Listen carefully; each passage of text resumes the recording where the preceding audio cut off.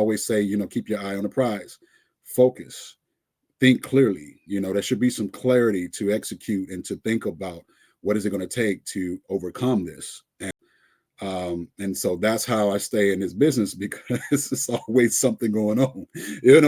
Everything could be locked in, and then you get to set, and there's a leak in the building, or they could be, now it's storming outside, and it was just showed clearly, it was a clear day. It's just, it could be so many things that could change. You got to be able to adjust with what you're going through. That's the only way to pull through, and that's in life, period. So I think that is a big deal. And I want to make sure that I answered that, because it went real quick across the screen.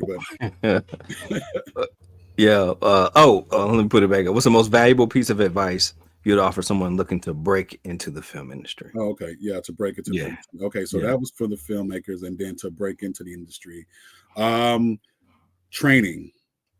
Training. Make sure you're going through training, or you're taking workshops, you're taking classes, depending on what you want to do. If you want to go into the industry as an actor, do your thing. You should always be, honing your craft. That's a big deal. Going through the training, also auditioning, perfecting your auditions.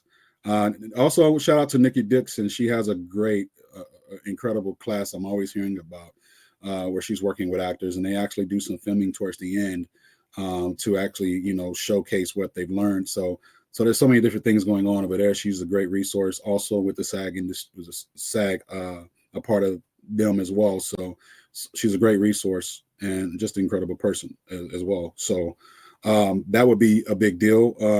Then you want to be on top of your social media.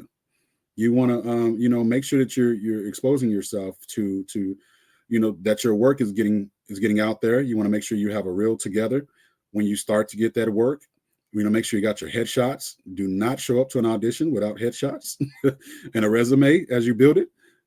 Those are some things to keep in mind. Your business cards. I don't do anything without business cards. I have I had 1,000 flyers for Mr. Gates. I'm down to probably 150. And they got to go.